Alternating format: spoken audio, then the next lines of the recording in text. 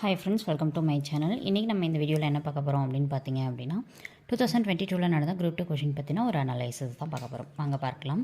தன்மணல் இலக்கண குறிப்பு தருக அப்படின்னு சொல்லி கேட்டிருக்காங்க. ஆன்சர் என்னன்னு பார்த்தோம் அப்படின்னா பண்பு தொகை. இது நம்மளுக்கு ஸ்கூல் புக்ஸ்லேயே டேரெக்டாக இலக்கண குறிப்பிலே கவர் ஆகக்கூடியது தான்.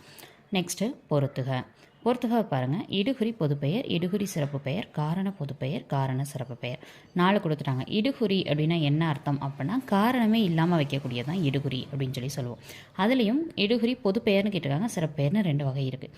பொதுப்பெயர் அப்படின்னா என்ன அப்படின்னா பொதுவாக இருக்கும், அதில் ஒன்றை குறிப்பிட்டு சொன்னால் அது சிறப்பு பெயர். இப்போ எடுத்துக்காட்டு வச்சு பார்ப்போம், ஈஸியாக புரியும். இடுகுறி சிறப்பு பெயர் இடுகுறி பொதுப்பெயருக்கு என்ன கொடுத்துருக்காங்க?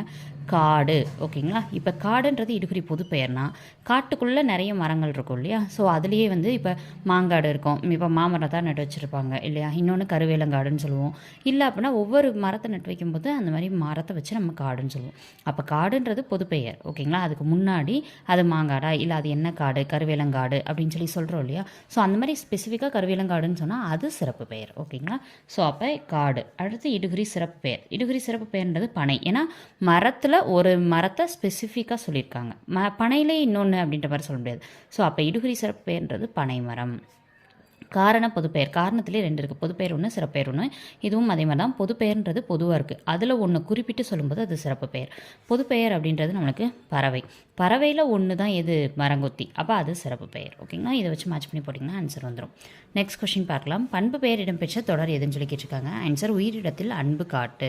உயிர்களிடத்தில் அன்பு காட்டு அப்படின்ற அந்த அன்புன்ற குணத்தை பற்றி சொல்லியிருக்காங்க. ஸோ இது வந்து பண்பு பெயர் கீழே வரும். நெக்ஸ்ட்டு சொற்களை சரியான வரிசைப்படுத்தி சொற்றொடராக்குகன்னு கேட்டிருக்காங்க. ஆன்சர் பார்த்தோன்னா இன்று கடல் அலையின் வேகம் மிக அதிகமாக உள்ளது. இதுதான் வந்து சொற்களை நம்ம வரிசைப்படுத்தி சொல்கிறது. ஓகேங்களா?